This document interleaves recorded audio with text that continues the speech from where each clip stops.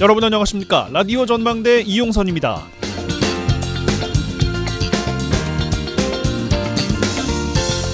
어젯밤 7시 47분쯤 경북 문경의 육가공업체 공장에서 화재가 발생했습니다. 이웃 주민의 신고로 문경소방서 119 구조구급센터 소속 27살 김모 소방교와 35살 박모 소방사도 동료들과 함께 진화에 나섰는데 두 분은 건물 내부 인명 구조에 나섰다가 고립되면서 끝내 돌아오지 못했습니다.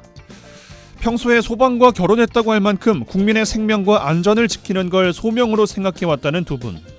지난해 7월 경북 지역에 집중호우가 내렸을 땐 무려 68일 동안 수색 활동에도 참여할 만큼 이를 사랑한 사람들이었습니다.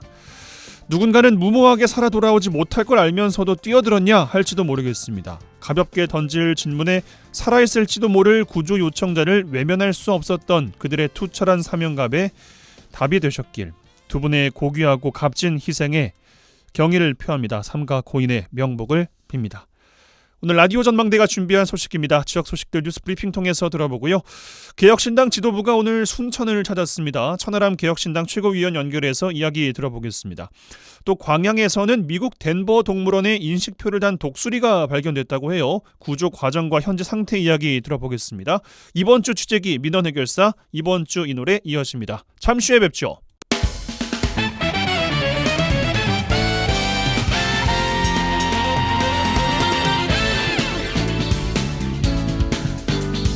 네, 2월의 첫날 목요일입니다. 라디오 전망대 시작합니다. 먼저 우리 지역 뉴스 정리해보죠. 뉴스 브리핑 전남일보의 곽지혜 기자와 함께합니다. 전화 연결돼 있어요. 안녕하십니까?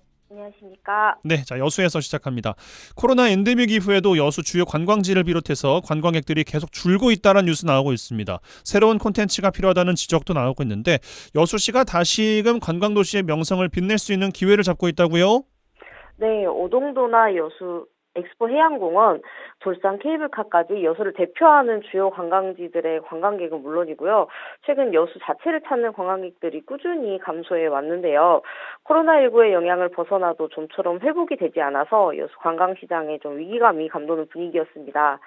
지난해 여수를 찾은 관광객이 1,100만여 명 정도였는데 전년과 비교해서 70여만 명 정도 줄어든 수치입니다. 코로나 이전인 2019년과 비교해서도 무려 200만 명 이상 감소한 건데요. 이제는 코로나 영향에서 완전히 벗어났음에도 불구하고 이렇게 감소세가 이어지면서 관광 콘텐츠에 대한 고민을 할 수밖에 없는 상황이었습니다. 그런데 이번에 여수시가 문체부와 한국관광공사가 함께 실시한 야간 관광 특화도시 공모에 선정되면서 다시 한번 관광도시로서의 입지를 다잡을 기회를 마련했습니다. 전남도 내에서는 최초로 선정된 특화도시 사업이고요. 이번 공모 선정으로 여수시는 2027년까지 최대 4년간 국비 12억 원을 지원받고 총 사업비 24억 원을 통해서 야간 관광 사업을 추진할 수 있게 됐습니다. 예, 비슷한 관광 콘텐츠들이 여기저기 생기면서 어디나 그러겠습니다만 여수에도 차별화된 콘텐츠가 필요하다 이런 지적 나오고 있는데 야간 관광 사업만이 가진 이점들도 있을까요? 네, 일단 야간 관광이라는 것이 밤에 봐야 더 아름답고 즐기고 싶은 콘텐츠를 담아내기 마련인데요. 이 밤에 관광을 하기 위해서는 그날 여수에 체류해야 할 가능성이 높아질 수밖에 없겠죠. 그래서 여수시는 이번 사업을 통해 체류형 관광 기반을 마련하고 이 부분을 통해서 지역경제 활성화까지 도모한다는 계획입니다. 야간 관광 특화도시 사업은 크게 국제 명소형하고 성장 지원형으로 구분되는데요. 여수시가 선정된 부분은 성장 지원형으로 잠재력 있는 지역 기반의 야간 관광 콘텐츠를 개발해서 지역 특화 야간 관광 명소로 성장할 수 있는 도시에 지원하는 유형입니다. 지난해 전남도가 특색 있는 야간 경관을 가진 7개 시군의 신청을 받아서 공모 신청서를 제출했었는데 지역에서는 여수시가 유일하게 선정됐고요. 여수시를 포함해서 전국에서 단 3곳만 선정될 만큼 경쟁이 치열했습니다. 일단 여수시는 밤의 소리가 특별한 야간 관광 도시 여수를 비전으로 정했는데요. 기존의 시각적인 자극에 중점을 둔 야간 관광에서 좀 벗어나서 다채로운 밤의 모습을 소리로 청각한 새로운 야간 관광을 선보인다는 계획입니다. 먼저 장도나 북동항, 남산공원 등 현재 운영되고 있는 야간 명소 외에도 여수의 밤을 대표할 새로운 야간 명소를 개발할 예정이고요. 이순신 장군 등 역사적인 인물의 활약을 보여주는 공연이나 향이람 대나무 소리, 일출, 수협 경매시장 등 여수의 다양한 소리를 찾아가는 밤소리 투어도 운영할 예정입니다. 그렇습니다. 이번 야간 관광 특화도시 사업이 위축되고 있는 여수 관광시장의 새로운 돌파구가 될 수 있을지 관심 갖는 분들도 많이 계실 것 같습니다. 자, 다음은 순천으로 가볼까요? 네, 순천시가 지역의 중소병원들의 전문 분야를 네트워크 형식으로 묶어서 대학병원 시스템을 할 수 있는 신개념 공공의료체계 구축에 나서 눈길을 끌고 있는데요. 각 의료기관이 대학병원 내에 진료과의 역할을 하는 순천형 지역 완결형 공공의료체계를 구축한다는 계획입니다. 전남 의대 설립이 진행된다고 해도 최소 10년 이상이 걸리는 상황에서 의료 공백을 어떻게 하든 해소하기 위한 방법인데요. 이 지역 완결형 공공의료 체계를 만들기 위해서는 의료기관의 컨트롤 타워가 필요하다고 판단해서 전국 최초로 공공보건의료재단 설립도 추진하고 있습니다. 예, 잘만 된다면 지역에서 새로운 또 의료 체계를 만들어갈 수 있지 않을까 싶은데 공공보건의료재단 설립은 어떻게 진행되는 겁니까? 네, 일단 공공보건의료재단 기금의 경우 순천시 출연금과 기업체 등을 통해 조성할 계획입니다. 조성된 기금은 심내혈관 치료 같은 전문 특화병원 운영을 위한 장비를 확충하는 데도 쓰이고요. 지역 의료기관 중에 꼭 필요한 진료과이지만 재정이 어려운 곳에도 지원할 예정입니다. 현재 공공보건의료재단은 전남도와 사전 협의 단계에 있는데요. 심의를 거쳐서 올해 상반기에는 타당성 검토를 진행한다는 목표입니다. 재단 설립은 행정 절차가 완료되는 내년 상반기로 예상되고 있습니다. 순천시는 지역 완결형 공공의료체계 구축에 앞서서 소아의료 사각지대 해소를 위해서 달빛 어린이 병원도 지정받아 운영하고 있는데요. 내년부터는 중증 소아 환자에게 24시간 전문적인 진료를 할 수 있는 순천형 소아 응급실도 운영할 예정입니다. 순천은 그래도 전남 지역 중에서는 의료 체계가 비교적 잘 갖춰진 도시로 볼 수 있는데 이렇게 다양한 의료기관 연결해서 지역민들께서 체계적이고 전문적인 의료 서비스 받을 수 있으면 참 좋겠습니다. 빨리 좀 기대를 해보고. 자, 다음 소식은 고흥의 소록도 관련 소식이에요. 네, 맞습니다. 코로나19의 여파로 지난 4년 동안 출입이 통제되던 고흥소록도가 오늘 5일부터 단계적으로 일반인들에게 개방되는데요. 이 한센인 병원이 있는 소록도를 지역 발전의 거점으로 삼기 위한 고흥군의 노력이 이어지고 있습니다. 소록도가 소재한 고흥군 도양읍 주민들에게 그동안 소록도 개방이나 활용 방안은 가장 큰 관심사일 수밖에 없었습니다. 국민토론회가 진행되며 무조건 이 소록도 문제가 화두였다고 하는데요. 지난해에는 대학병원급 분원이나 국가요양자 요양병원 같은 인프라를 구축하고 관리권 이관 등이 제한되기도 했지만 진행이 쉽지는 않았습니다. 고흥군은 현재 소록도에 한센병원 양성 환자가 거의 없다고 판단하고 지난해 7월 관련 용역에 착수했는데요. 용역의 주요 내용은 소록도의 역사적 가치와 보존, 현재의 상황을 분석해서 소록도 병원과 고흥군, 지역 주민 간 상생 방안을 마련해야 한다는 것이었습니다.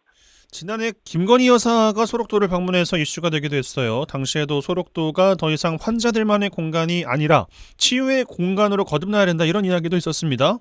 그렇습니다. 고흥군도 이런 소록도의 한 해의 역사를 이제는 희망의 역사로 바꿔야 한다는 데 집중하고 있는 건데요. 소록도는 녹동항과 거금도를 잇는 관광의 거점이 될 수 있는 지리적 요건을 갖췄기 때문에 더욱 개방이나 관리권 이관이 중요하다는 입장입니다. 고흥군은 다음 달에 용역 결과가 나오면 곧바로 이 같은 내용을 정부에 건의할 계획인데요. 거의 지난 100년간 격리됐던 소록도가 다시 주민들의 삶의 터전이 될 수 있을지 주목받고 있습니다. 일단 최근에는 보행데크 보수공사가 마무리되면서 5일이죠. 다음 주 월요일부터 소록도 중앙공원을 시작으로 6일에는 한센병 박물관까지 일반에 개방되는데요. 2월에는 일제강점기 애완과 마리아느 마가렛의 봉사정신이 깃든 소록도에 방문해 보셔도 좋겠습니다. 네, 뉴스브리핑 전남일보의 곽지혜 기자와 함께했어요. 고맙습니다. 감사합니다.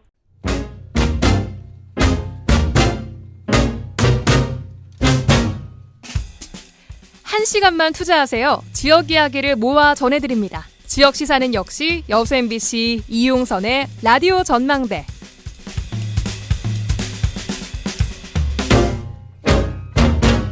예, 총선 앞두고 각 정당들 인터뷰 이어가고 있습니다. 오늘은 개혁신당 이야기를 좀 해볼 텐데 개혁신당 지도부가 순천을 오늘 찾았습니다. 정책 홍보와 더불어서 천하람 최고위원의 순천 출마에 대한 이야기도 나왔다고 하는데 관련 이야기 들어보겠습니다. 개혁신당 천하람 최고위원 전화 연결되어 있습니다. 나와 계시죠?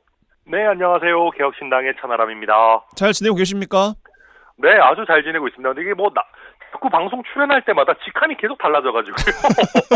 지난번에 창준 위원장이었던 것 같은데, 이거 좀 그렇습니다만은, 아무튼 제가 그만큼 개혁신당에서 굉장히 잘 나가고 있다. 그런 취지로 이해해 주시면 좋을 것 같습니다. 잘 나가고 계신 건 맞죠?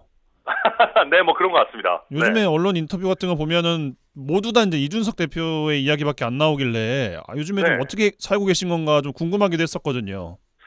근데 좀 어쩔 수 없는 면들이 있는 것 같아요. 그러니까 저희 개혁신당 입장에서는 지금 찬밥 더운밥 가릴 처지가 아니고, 그러니까 아무래도 이준석 대표가 이제 스피커 파워가 제일 좋잖아요. 예. 그러니까 이제 좀 많이 해야 된다. 그렇게 저희가 지금 더 이준석 대표를 쥐어짜고 있습니다. 쥐어짜고 있는 거예요. 예. 그래서 저희가 더 적극적으로 해라. 약간 그렇게 지금 저희가 주문하고 있는 그런 상황입니다. 알겠습니다. 바쁘시더라도 따뜻한 밥은 좀 챙겨 드시면서 좀 다니시고 안 찬밥 그래도 오늘 드시지 이준석 말고. 대표가 순천 와가지고 지난번 이제 대구에서도 대구 지역 정치인들 비만 고양이 이런 얘기 하고 그래서 네. 그러니까 광주 전남에 있는 이제 정치인들도 크게 다르지 않은 것 같다. 너무 또 다들 그냥 가만히 무사안일하게 이렇게 정치하는 거 아니냐 이런 얘기 하는데 옆에서 듣고 있는데 물론 그런 취지는 아니지만 저도 저의 비만인 거를 공격하는 건가 약간 그렇게 느끼긴 했습니다. 여튼 바쁘지만 밥은 잘 먹고 다니고 있습니다. 다행입니다. 아니 오늘 순천에서 어떤 일정들 소화하셨고 어떤 메시지 내셨는지 궁금한데 소개 좀 부탁드리겠습니다. 그럼요. 소개할 기회 주셔서 감사하고 오늘 오전에 이제 아침에 7시 반부터 조례 사거리에서 저희 이제 정책 홍보 라보라고 하는 소형 이제 승합차 화물차를 타고 저희가 출근하시는 순천 시민들께 저희 공약이나 정책이나 이런 부분들을 말씀드렸고요.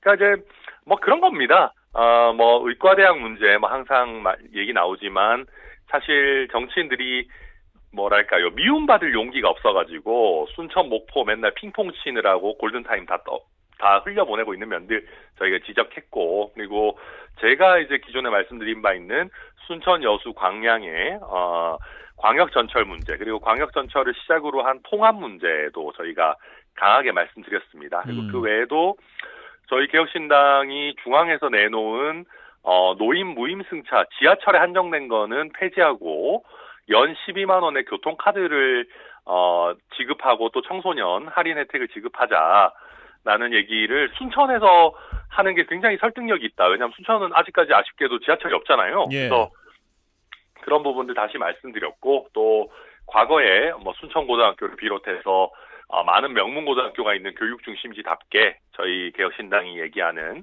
기숙형 책임학교 같은 것들도 순천부터 최우선적으로 좀 도입하자, 그런 다양한 말씀들 순천 시민들께 많이 드렸습니다. 예. 그리고 웃장 가서 국밥 먹고 이제 이준석 대표는 국밥 먹고 또 저희 기자간담회 조은모 과자점에서 하고 그렇게 아주 빡빡한 일정을 소화를 했습니다. 예.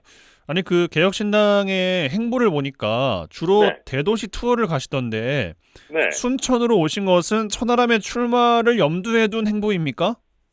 당연히 그렇게 봐야 되겠죠. 그래요? 물론 순천 같은 경우는 이제 전남 동부권의 중심이고 또 전남 동부권이 워낙 또 정치적인 수준이 높기 때문에 저희가 꼭 천하람이 아니더라도 당연히 순천은 올 겁니다만은 그럼에도 불구하고 제가 있기 때문에 조금 더 최우선적으로 순천행을 결정하지 않았을까 저는 생각합니다. 네. 누가 결정한 건데 다른 사람이 결정한 것처럼 말씀하시는 거예요? 아니 다 같이 이제 결정한 건데요. 제가 결정했어요. 사실은 제가 하자 그랬어요. 예. 그러니까 이게 순천으로 오신 것이 네. 당에서 누군가를 내겠다라는 겁니까? 아니면은 본인이 직접 출마하시겠다는 겁니까? 아직까지 이야기를 하시기가 조금 시기가 이릅니까? 그러니까 이게 이제 사실은 그렇습니다. 제가 당연한 얘기지만 제가 순천 출마할 의지가 없다면은 지도부를 다 이끌고 순천에 왜 오겠습니까? 예. 그러니까 저는 그 취지는 많은 분들 이미 아시리라고 생각하고, 다만 이제 당에서는 저와 이제 이준석 대표 같은 경우는 좀 출마 지역을 확정해서 발표하는 거는 조금 공천 프로세스가 시작되고 하자.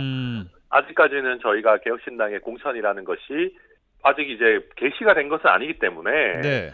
사실 지도부 입장에서는 먼저 얘기하면 좀 표현이 그렇지만 확정이잖아요, 거의. 그럴 수 있죠. 그럼 또 공정성의 문제도 나올 수 있고, 그리고 뭐 또 저희가 전략적으로 특히 이준석 대표 같은 경우는 굉장히 전국에서 어디를 출마할지 지금 요청들이 많이 있기 때문에 조금 지도부의 출마 선언 자체는 조금 미루자라고 당내에서 결정이 돼서 저도 뭐 좀 상황 보고 있습니다. 특히 또 순천 같은 경우는 분구 이슈도 있잖아요. 그렇죠. 그래서 조금 상황을 지켜보고 또 확실하게 출마 선언을 할 시기가 곧 또 있지 않겠는가 생각합니다. 그 창준 위원장 시절에요. 그 네. 털어불어 총선 전 마지막 인터뷰를 했을 때 이제 제가 드린 질문이 이제 기억이 나는데, 네. 뭐 여론조사를 좀 봐가면서 결정하는 것도 있냐라고 이제 여쭤보니까 뭐 이렇게 뼈를 때리냐라고 이제 말씀을 주셨잖아요. 그렇죠. 어제 여수MBC 여론조사가 나온 거 혹시 보셨습니까? 아유, 봤죠. 저 그거 보고 진짜 시겁해가지고. 5% 나왔던데. 아유, 깜짝 놀랐습니다. 그러니까 아마도 저는 몇 가지들이 겹쳤던 걸로 생각합니다. 우선, 당연히 여론조사라는 것이 잘 나올 때도 있고 못 나올 때도 있고, 뭐, 일일비 하는 것은 아니지만, 안 나오면 정치인 입장에서 슬퍼요. 그리고, 한 두 가지 정도라고 생각하는데, 첫 번째는 지금은 아무래도 민주당 경선에 많은 분들이 관심을 가질 시기입니다. 그렇죠. 그러다 보니까 조금 민주당 경선 후보들 위주로 지금 적극적으로 또 여론조사를 독려하는 또 면도 있고 시민들의 관심도 그쪽으로 가 있는 면이 한 가지가 있고요. 그럴 수 있겠습니다. 두 번째는 털어불어를 계속 들어주시는 분들은 제가 순천 출마할 가능성이 매우 높다라는 것을 알고 계시겠지만은 또 여러 언론 매체들을 보시면 뭐 천하람 위원장 아직 출마할지 안 할지 뭐 사실 좀 그런 거 아니야? 라고 하는 그런 어떤 불확실성의 문제 같은 것들 내지는 뭐 조금 안 좋게 보시는 분들은 뭐 간 보는 거 아니야? 이렇게 보시는 분들도 계실 거라고 저는 생각하고 그래서 이 부분은 앞으로 이제 민주당 경선 상황이나 또 분구 확정 여부나 어떤 확정적인 어떤 대응이라든지 이런 거에 따라서 또 달라질 여지들이 많이 있지 않겠나 저는 뭐 그렇게 보고 있습니다. 예, 뭐 조만간 또 말씀 주실 때가 있을 거라고 하니까 이 질문은 이제 그만 드리는 것으로 하겠습니다. 감사합니다. 그 지역구에 국민의힘에서 김영석 전 통일부 차관을 전략 공천할 것이다라는 이야기가 많이 나오고 있는데 어떻게 보고 계십니까? 네, 우선 뭐 어떤 몇몇 언론에서 보니까 무슨 천하람 대항마 이런 표현까지 써주셨던데 뭐 그런 거는 감사한 일이고요. 그러니까 이제 그런 겁니다. 제가 비록 국민의힘을 떠나왔습니다만은 국민의힘이라고 하는 정당에 한정하지 않더라도 지역의 각 정당에서 신경 써서 후보를 내고 또 선의의 경쟁을 하는 거는 굉장히 좋은 일입니다. 그래서 저는 국민의힘에서 그래도 차관 경력이 있는 좋은 후보를 순천에 낸다라는 것은 당연히 지역 발전의 입장에서 좋은 일이라고 생각하고요. 선의의 경쟁을 또 펼치는 것이 우리 순천 시민들의 수준에 맞는 일 아닌가 생각합니다. 예, 알겠습니다. 그 개혁신당의 텐트는 언제쯤 완성이 되는 겁니까? 그 텐트가요. 이게 그 폴대 세우는 게 쉽지가 않아요. 폴대 아직 덜 세웠습니까? 네, 서로 폴대 길이도 다르고 모양도 다르고 한 것들을 잘 쳐야 되는데 오늘 이준석 대표 순천에서도 굉장히 작심 발언들을 했습니다. 그러니까 그냥 뭐 익명으로 저희 개혁신당이 내놓는 정책들에 대해서 비판만 하거나 아니면 이준석 대표에 대해서 비난만 하지 말고 개혁신당이 내놓는 정책들이 마음에 안 든다고 하면은 대안을 가져오거나 아니면 다른 각도에서의 해결책을 가져와 봐라. 그러면은 서로 어떻게 보면 상승작용을 일으키면서 또 협의할 수 있는 부분들 협의해 나가면서 좋은 모습이 나올 수 있는데 그러니까 그런 거거든요. 오늘 저도 이제 노인 무임승차, 지하철 무임승차 폐지하고 우리가 전국적으로 지하철 없는 지역에 계시는 고령층에 대해서도 혜택 드려야 된다. 아니 이게 무슨 갈라치기입니까? 굳이 이걸 갈라치기라고 한다면은 지하철이 있는 지역의 고령층과 지하철이 없는 지역의 고령층 갈라치기라고 하면 저희는 받아들이겠습니다. 근데 그게 아니라 저희는 공정하게 확대하자라고 하는데 이걸 그냥 제목만 보고 이거 그냥 청년층과 고령층 갈라치기네라고 해버리면은 토론이 안 되거든요. 그리고 여성 공무원 군대 갔다 온 분들부터 뽑자. 특히 뭐 경찰, 해경, 뭐 소방 이런 데서는 그 저희 얘기인데 솔직히 지금 병력 상황이라는 것이 굉장히 심각해서 여성들 군대 가자라고 하는 얘기가 지금 저희뿐만 아니라 뭐 금태섭 의원 쪽도 그렇고 많이 나오고 있습니다. 그런데 여기에 대해서 병력 확보에 대한 대안 제시 없이 이걸 그냥 남녀 갈라치기다라고 하면은 토론이 진척이 안 되거든요. 그래서 그런 부분에 있어서 서로 대안을 가지고 토론을 하자. 그냥 비판만 하지 말고 그런 취지입니다. 저희가 가진 생각은. 예, 뭐 판단은 뭐 청취자분들께서 하실 테니까 뭐 제가 더 붙이는 말은 안 드리겠습니다.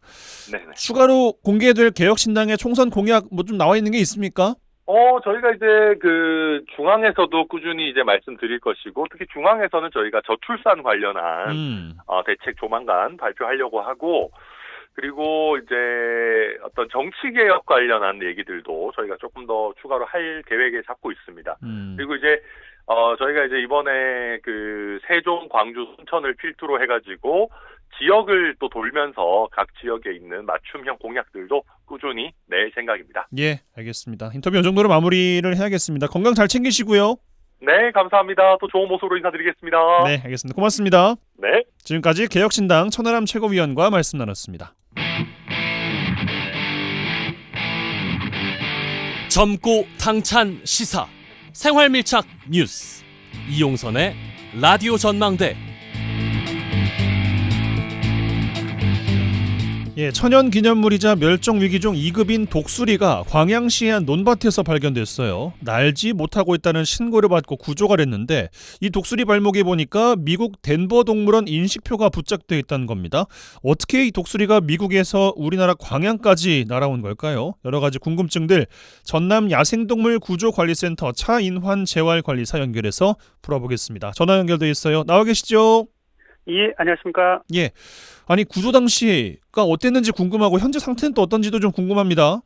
예, 2024년 그 1월 30일 광양읍에서 날지 못하는 독수리가 구조되어 저희 센터로 들어온 상황이고요. 예. 자세히 보니까 이 날개가 오른쪽 날개가 탈구가 되어서 날지 못하는 상태였습니다. 현재는 탈구된 날개를 사용하지 못하게 이제 깁스를 한 상태로 센터 계류장에서 보호 중입니다. 그러면은 이제 날지 못하는 거예요, 그 친구는? 아직은 좀 이게 다시 잘 될 수도 있고 안 될 수도 있기 때문에 좀 지켜봐야 되는 상황입니다. 지켜봐야 되는 상황인 거군요. 예. 아니 그 궁금한 게 그 덴버 미국에 있는 동물원에 인식표가 발에 달려 있었다면서요. 예. 실제로 그 미국에서 이 독수리가 우리나라 광양까지 날아온 겁니까? 그렇진 않고요. 예. 이게 그 미국에서 날아온 게 아니라 미국의 덴버 동물원 팀들이 그 몽골로 가서 거기에서 독수리 어린 개체에다가 윙택하고 가락지를 달아서 방생했던 것들이 우리나라로 내려와서 월동을 하고 있는 거라고 생각하시면 됩니다. 그 몽골에서 온 거예요? 미국에서 온 게 아니고요? 예, 몽골에서, 예. 그렇군요. 학술 연구용으로 동물원 측이 몽골에서 이제 부착을 한 걸 텐데 구체적으로 어떤 것들을 연구하게 되는 걸까요? 제가 덴버 동물원 측 자료를 보면은 예전부터 독수리나 아르갈리 사냥 같은 것들을 보존하고 연구하는 프로그램들을 지금 지속적으로 몽골 고비 사막에 서고 있는 걸로 알고 있고요. 우리나라 같은 경우에서도 뭐 생태원이나 생물자원관에서 독수리나 큰고니 같은 조류를 대상하고 있고요. 그 순천에서도 작년엔가 흑두루미를 대상으로 이치 추적을 했던 것으로도 알고 있습니다. 예.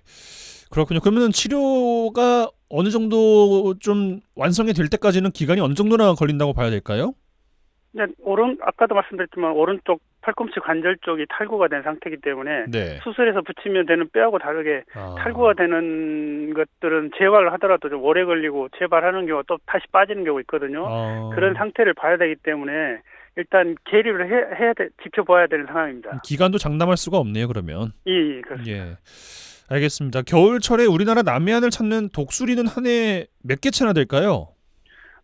해마다 좀씩 차이는 있을 수 있는데 몽골에서 우리나라를 찾아오는 독수리들 자체가 대부분이 어린 개체들이거든요. 1년에서 한 5년 사이의 개체들이기 때문에 대략 한 2, 3천 마리 정도로 추정이 됩니다. 그러다 보니까 예전에는 주로 민통선 쪽을 위주로 있었는데 최근에는 그쪽에서 먹이 주기를 안 주다 보니까 밑에 쪽에서는 먹이를 많이 주고 있거든요. 그러다 보니까 이쪽에서 좀 남해안과 지리산 일대에서 많이 관찰이 되고 있습니다. 예. 독수리도 철새로 우리가 분류해서 이해를 하면 되겠습니까? 예, 독수리도 이제 아까도 말씀드렸지만 그 몽골에서 번식을 하고 어린 개체들은 남쪽으로 내려오고요. 형체들은 몽골에서 겨울철에도 거기에서 월동을 합니다. 몽골 자체에서. 왜 어린 개체들만 우리나라에 오는 거예요? 뭐 번식지를 지켜야 되는 상황도 자기 영역권을 지켜야 되는 상황도 있겠지만 어린 개체들은 그런 추위나 먹이 경쟁에서 밀려나기 때문에 아. 밑으로 내려올 수밖에 없습니다. 먹이 경쟁에서 밀려나니까 따뜻한 예. 곳으로 와서 먹이 활동을 하는 거군요. 예, 그렇습니다. 어린 개체인데 우리나라에 있는 많은 철새들과의 경쟁에서는 승산이 있나 보죠, 그러면? 근데 우리나라도 이렇게 먹이가 이렇게 주로 이제 사람들이 생각하는 독수리는 이제 사냥해서 먹을 것 같지만 사실 네. 죽은 동물을 먹는 이런 개체들이다 보니까 그런 것들 우리는 또 너무 잘 치우기도 하고 예. 그런 죽어 있는 동물들을 따로 매립하거나 소각으로 이렇게 다른 방법들을 쓰기 때문에 먹을 수 있는 것들이 좀 부족하다고 봅니다. 그래서 일부 지자체나 뭐 시민단체들에서 먹이를 주기 활동을 하는 경우도 있습니다. 그러네요. 예. 마지막 질문 좀 드려야 되겠습니다. 겨울 철새 이야기로 좀 자연스럽게 좀 넘어왔는데 보호 관리 활동을 어떻게 하고 계신지 궁금하거든요. 저희 센터 같은 경우에는 뭐 겨울철새 보호하고 그 AI 예방을 위해서 주로 순찰이랄지 예찰 활동을 좀 하고 있고요. 예. 시에서는 이제 주로 생물 다양성 계약 같은 걸 통해서 논에다가 볏짚 전치를 하거나 아니면 먹이 공간이 부족한 그 흑두루미에게 또 먹이 주기를 하고 있는 그런 상황입니다. 알겠습니다. 모쪼록 참 많은 분들의 관심을 이번 주에 좀 받았던 이야기여서 인터뷰 요청을 드렸는데 바쁘신 와중에 인터뷰 고맙습니다. 예, 감사합니다. 네, 지금까지 전남 야생동물 구조관리센터 차인환 재활관리사와 말씀 나눴습니다. MBC 라디오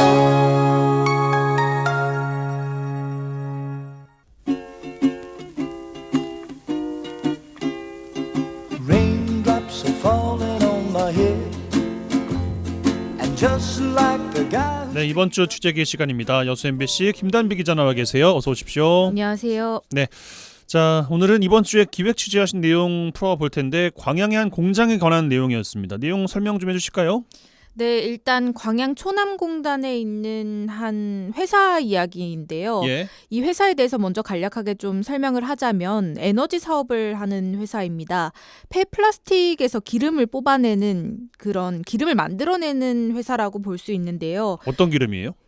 재생유라고 해가지고 경유도 만들어지고 오. 납사도 이제 만들어지는 그런 이제 폐플라스틱은 보통 이제 쓰레기잖아요. 그렇죠. 이제 매립하거나 또 이런 쓰레기인데 이 쓰레기를 다시 재활용하는 사업이라고 해가지고 친환경 기술을 도입해서 되게 주목을 많이 받았던 기업입니다. 예. 2022년도 여름에 착공식을 했는데 그때 당시에 광양시장도 참석을 했었고요. 그 회사를 보니까 전라남도하고 광양시하고 업무 협약을 맺은 회사더라고요.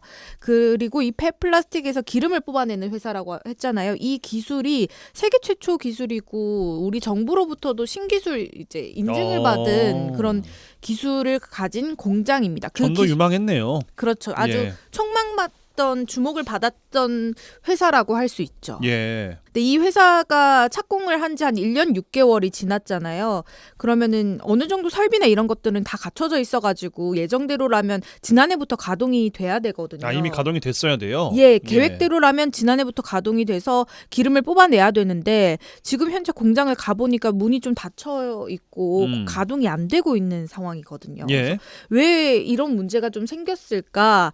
이제 보니까 이 회사 대표에 대한 좀 범죄 혐의가 얽혀 있어서 민형사 소송이 진행 중이에요. 그래요. 당시에는 그때 착공할 때는 이분이 감사였고요. 지금은 작년 8월인가 이제 대표이사로 취임을 했는데 이 대표이사가 사문서 위조하고 동행사죄 혐의로 지금 검찰에서 수사가 진행되고 있고 또 거기에 횡령 배임 혐의까지 있어가지고 두 가지로 지금 검찰에서 수사를 받고 있는 상황입니다. 예, 각각 범죄 혐의들은 어떤 내용들이길래 붙은 겁니까? 일단은 2021년도에 임시 주주총회를 열어서 주식을 증자하거든요. 근데 이때 그 주주였던 주주 6명이 그 당시에 주주였는데 전체 주주가 다 참석을 해서 6억 원의 주식 을 6만 주를 발행했다라는 그 총회 기록이 있는데 이게 알고 봤더니 주총이 없었던 거예요. 주총을 안 했어요. 그렇죠. 그 문서 주주총회 의사록을 만든 거죠. 주주총회가 없었고 그다음에 이 주식을 증자했잖아요. 근데 본인 몫이 한 7,500주가 되고 나머지는 이제 새로운 주주들에게 나눠가지고 하는데 이 주식을 발행을 한 것도 기존 주주들은 그때 당시에 몰랐던 거예요. 예. 주총이 있는지도 몰랐고 주식이 증자된지도 몰랐고 그러니까 알고 봤더니 이분은 본인의 주식을 늘리기 위해서 이런 수법을 써서 모든 문서들을 이제 그때 당시 문서를 위조했다는 혐의 때문에 경찰에선 혐의가 인정돼서 검찰로 넘어가서 지금 수사 중에 있는 거고요. 예. 그다음에 횡령과 배임은 어떤 내용이냐면 이게 그때 당시에 투자자들이 뭐 1,000만 원, 뭐 아니면 1억 원 뭐 이렇게 투자를 했을 거잖아요. 이 투자한 그 법인 통장에 들어온 투자금들을 개인적인 용도로 사용을 했다는 거예요. 초창기에 한 10억 원 가량의 투자금이 모였는데 한 2, 3억 정도는 이제 회사를 위해서 쓴 돈이고 그 법인카드 이제 통장 내역서를 보니까 7억 원 정도는 개인적인 용도로 썼어요. 그게 뭐 은행, 그러니까 약국, 병원, 치과, 아이고. 그다음에 핸드폰 통신비, 그다음에 또 그러니까 누군지를 알 수 없는 개인한테도 보낸 금액도 있고요. 이런 금액을 이제 총 계산을 해보니까 피해 주주들이 7억 원 가량 되더라. 이 이제 횡령 배임 혐의가 있기 때문에 이것도 검찰에서 지금 수사 중입니다. 예, 뭐 수사는 좀 지켜봐야 될 것 같고 이 공장이 실제로 가동이 될 것인가 이게 가장 큰 관건 아니겠습니까? 그러면? 그렇죠. 어떻게 보면은 이 대표이사가 저지른 범죄 혐의에 대해서는 수사 중이기 때문에 공장이 가동이 된다면 어쨌든 주주들은 그 공장 가동을 인해서 또 이제 수익을 얻을 수 있고 네. 그 혐의는 이제 검찰에서 수사 중이니까 그걸 기다리면 어떻게 되는 상황인데 네. 문제는 이 대표이사가 범죄 혐의가 이제 하나둘씩 밝혀지다 보니까 공장 가동까지 영향을 주고 있는 거예요. 이 공장이 가동되려면 세계 최초라고 했던 그 정부의 인증까지 받았던 그 신기술이 있어야 되는데 이 신기술, 이 그 부품을 핵심 부품을 가진 회사로부터 돈을 주고 그 부품을 가지고 와야 돼요. 이 공장 같은 경우는. 예. 근데 이 핵심 부품을 제공하는 제공사가 지금 홀드를 시켜놓은 상황이에요. 왜요? 대표 리스크 때문에? 그렇죠. 그리고 여기 법인 통장 내역에 지난해 7월 기준으로 6월 기준으로 통장 잔고가 0원이에요. 그러니까 계약금은 냈지만 사실 그 부품을 가져오려면 돈이 있어야 잔금을 되는데 치러야 되니까. 사실 돈도 없는 상황인 거고 거기다가 대표 리스크까지 겹쳐졌고. 그러니까 이 회사는 세계 최초라는 기술까지 이제 자긍심을 가지고 있는 기술인데 이거를 이제 함부로 줄 수가 없는 상황이 되어버린 거죠. 예. 그러다 보니까 핵심 부품이 없으면 기름을 뽑아낼 수가 없어요. 플라스틱에서. 그러게요. 그래서 현재 그 대표이사는 공장은 이제 다 지어졌고 우리는 시험 가동까지 했다. 이게 빈 깡통이 아니다. 그러니까 테스트까지 해가지고 문제가 있는 부분이 생겨서 그 부분은 이제 수정을 했고 고쳤다. 와, 이게 많이 꼬였네요. 네, 그렇게 주장을 하는데 핵심 부품이 없는데 어떻게 공장에 테스트가 의미가 없는 거죠, 사실상. 예. 다 모든 게 완벽해졌을 때 이제 시험 테스트가 이제 의미가 있는 것일 텐데. 네네. 한전 자회사가 같이 이야기가 좀 되고 있더군요. 예, 맞습니다. 이 한전 출자사도 공장에 투자를 했어요. 출자사. 예. 네, 이 출자사가 투자한 금액이 한 150억 원대거든요. 크네요. 예. 이렇게 투자를 했는데 그쪽이랑 얘기를 해보니까 이게 문제가 불거지니까 투자 금액은 150억 원대가 맞는데 지금 홀드 시킨 것도 있대요. 투자를 더 해야 되는데. 예, 투자를 다 한 있다. 건 투자 금액 150억 원을 다 드린 건 아니고 일부 투자한 것도 있고 지금 홀드 시킨 것도 있는 상황이라고 합니다. 예, 여기까지 정리하도록 하겠습니다. 이번 주 취재기 여수 MBC 김단비 기자와 함께했어요. 고맙습니다. 감사합니다.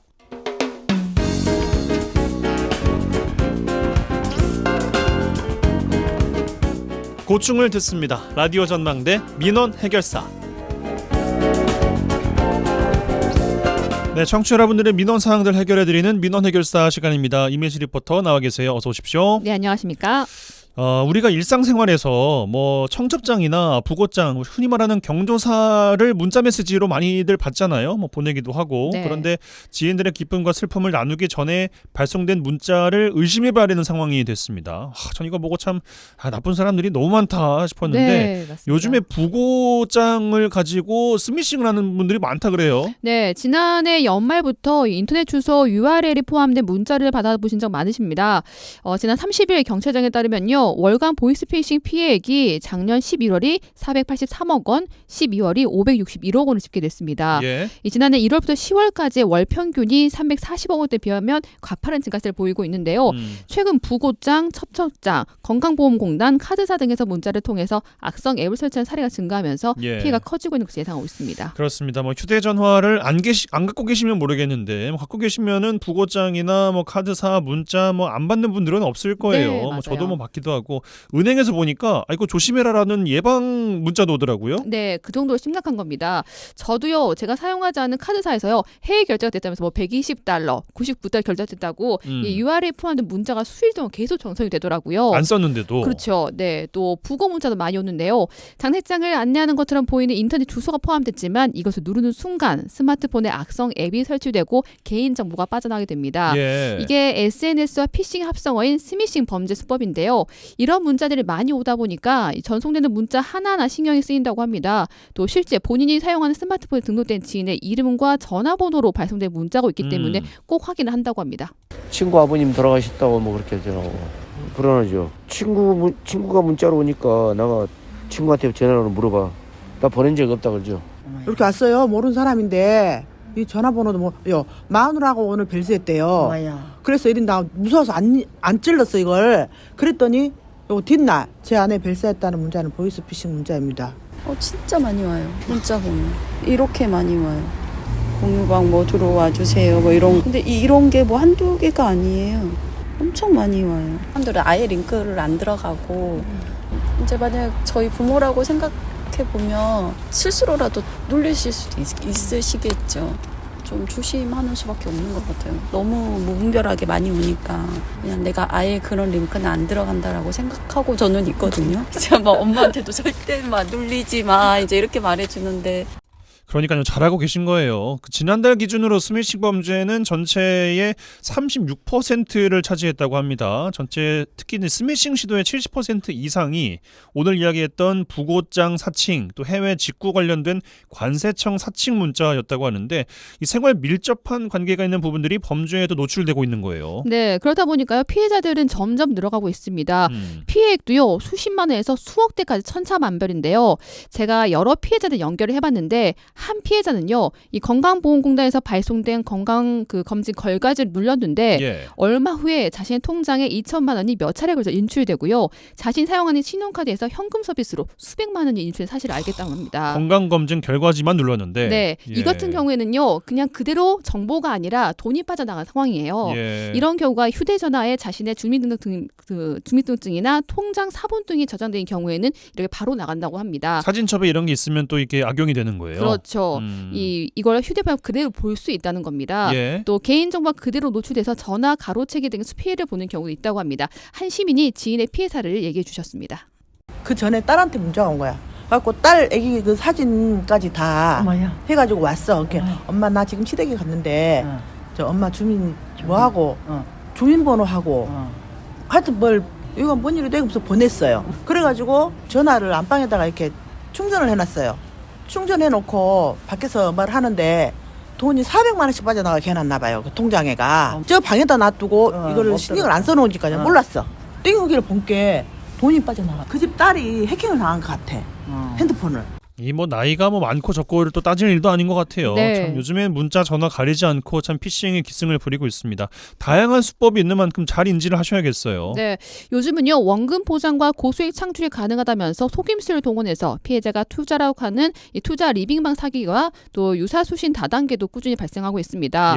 또 직업별로도요 보이스피싱이 여러 수법이 변하고 있는데요. 저희가 오늘 보이스피싱 민원 제보를 받다가 편의점에서 아르바이트를 하면서 피해를 본 보이스피싱 피해자가 더 이상 같은 피해자가 발생하지 않도록 하는 바람으로 피해 인터뷰해 주셨습니다. 편의점에 있는 전화 가게로 전화가 왔었어요. 자기가 본사 직원인데 사장님이 재고 처리 관련해서는 알바생이랑 처리를 하라고 했다 이러시는 거예요. 자기들이 구글 플레이 기프트카드 재고 조사를 하는데 가게에 18장이 있고 재고로 잡히는 건 15장이라고 하더라고요.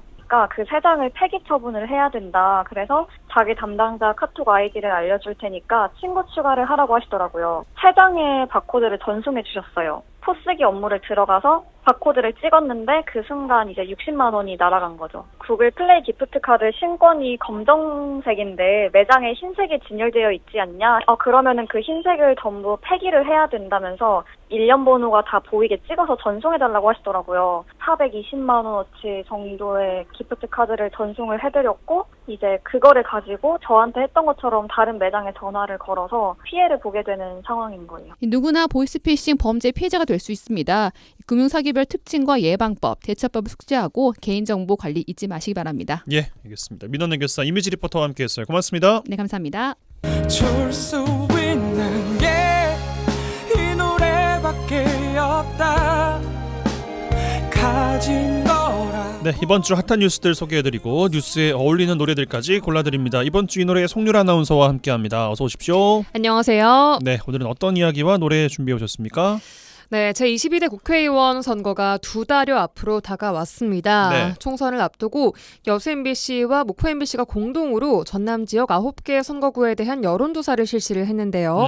그 결과를 어제부터 오늘까지 이틀에 걸쳐서 여수 MBC 뉴스데스크를 통해서 전해드리고 있습니다. 오늘은 그 내용을 정리해 보겠습니다. 네, 좋습니다. 어제는 후보군에 대한 선호도, 현역 의원 평가, 경력 기준에 대한 조사 결과를 발표했는데 하나하나 살펴볼까요? 네, 우리 지역 선거구 위주로 살펴보겠습니다. 먼저 여수입니다. 한마디로 정리하자면 지금까지는 현역 의원들이 강세다. 하지만 다른 후보들도 약진을 하고 있어서 치열한 경쟁이 예상된다입니다. 예.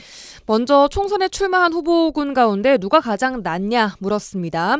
여수 갑 지역구에서는 현역 민주당 주철현 의원이 44%로 가장 높았고요. 이용주 전 의원이 26%, 박기성 후보 8%, 국민의힘 박정숙 후보가 3%로 집계됐습니다. 예. 연령별로 보니까요. 70세 이상에서는 이용주 후보가 45%로 상대적으로 좀 높았습니다. 자, 그리고 여수 을 지역 바로 보겠습니다. 현역 민주당 김회재 의원을 선호하는 비율이 36%로 가장 높았고요. 조계원 후보 21%, 권오봉 전 시장이 20%, 이어서 국민의힘 김희택 3%, 진보당 여찬 2% 순이었습니다. 연령별로는 김회재 의원이 30대 이상에서 강세를 보였고요. 29세 이하에서는 권오봉 전 시장에 대한 선호 비율이 높았습니다. 예, 그렇습니다. 다음은 순천, 광양, 곡성, 구례, 갑을 선거구도 짚어볼까요? 네, 순천, 광양, 곡성, 구례, 갑을 선거구 각각 7명씩 모두 14명의 후보가 출마 의사를 밝힌 상태인데요. 네. 여기도 마찬가지로 현역 국회의원들이 우세를 보이고 있는 가운데 민주당 내 경선 후보들이 추격을 하는 모양새입니다. 조사 결과를 보니까요. 순천, 광양, 곡성, 구례, 갑 국회의원 선호도를 보니 민주당 소병철 의원이 22%, 신성식 16%, 서가번, 손은모 각각 13%의 선호도를 보였고요. 예. 이성수 6%, 천하람, 김문수 각각 5%를 기록했습니다. 순천, 광양, 곡성, 구례, 을 지역구는 서동용 후보를 26%로 가장 많이 선호했고요. 권향엽, 이정현 후보가 각각 12%, 이충재 10, 유근기 9, 유현주 5, 정한중 2%였습니다. 특히 을 지역구 내에서는 민주당 서동용 의원이 광양시 30%, 구례군 24%로 순천시 해룡면과 곡성군 지역에 비해서 좀 높은 선호를 보였고요. 예. 국민의힘 이정현 의원은 순천시 해룡면 17%, 곡성군 16%로 광양시와 구례군 지역에 비해서 상대적으로 좀 높은 선호를 보였습니다. 예. 자, 마지막으로 고흥, 보성, 장흥, 강진구 선거구 결과 볼까요? 네, 고흥, 보성, 장흥, 강진군 선거구에서는 민주당 후보만 6명, 무소속 1명으로 야권 후보만 7명이 난립을 하고 있는 양상입니다. 예. 우선 누가 가장 낫냐 물었습니다. 민주당 김승남 현 의원이 32%, 문금주 26%, 한명진 12, 최영호 8, 조재환 4, 김수정 2, 무소속 박지환 0%로 김승남, 문금주 후보가 다른 후보들에 비해서 좀 앞서고 있고요. 선호하는 후보가 없거나 모른다, 무응답이 17%로 굉장히 좀 높게 나왔습니다. 지역별로 차이를 보니까요. 고흥군에서는 김승남 후보, 보성, 장흥, 강진군에서는 문금주 후보가 더 높은 선호도를 보였습니다. 예. 네, 이번 여론조사는 저희 여수 MBC와 목포 MBC가 코리아 리서치 인터내셔널에 의뢰해서 지난 27일부터 30일까지 4일간 전남 도내 9개 선거구에서 거주하는 만 18세 이상 남녀 각 500명씩 무선 전화 면접 방식으로 진행을 했고요. 응답률은 선거구별로 17에서 29.3%, 표본오차는 95% 신뢰 수준에서 플러스 마이너스 4.3에서 4.4%포인트였습니다. 자세한 결과는 중앙선거 여론조사심의위원회 홈페이지에서 확인할 수 있습니다. 예, 알겠습니다. 참고하시기 바라겠고요. 자, 마지막으로 어떤 노래 골라오셨습니까? 네, 선거 레이스가 본격적으로 시작이 된 느낌입니다. 그러게요. 유권자들이 많은 관심을 또 가질수록 더 좋은 일꾼이 뽑힐 거라고 생각을 합니다. 더 많은 관심 부탁드리고요. 오늘 나올 추가 결과는 정당 지지도 그리고 지역 현안 관련 조사, 제3지대 통합 정당의 필요성에 대한 여론조사 결과가 또 나오니까요. 예. 오늘 뉴스데스크 시간도 꼭 좀 확인하시기 바라겠습니다. 노래는 가호의 시작 준비했습니다. 이 노래 들으시고 송유라 아나운서 보내드리죠. 고맙습니다. 고맙습니다.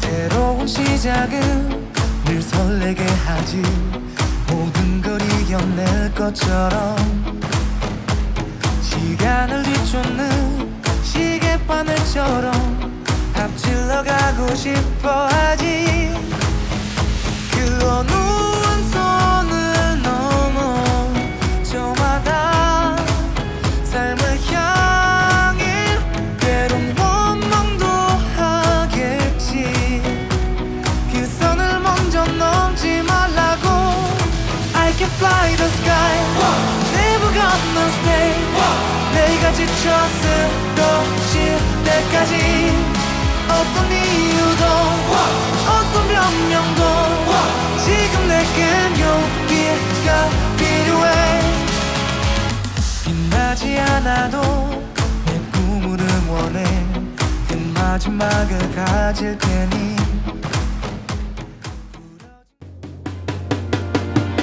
네, 목요일 라디오 전망대 마치겠습니다. 이용선이었습니다.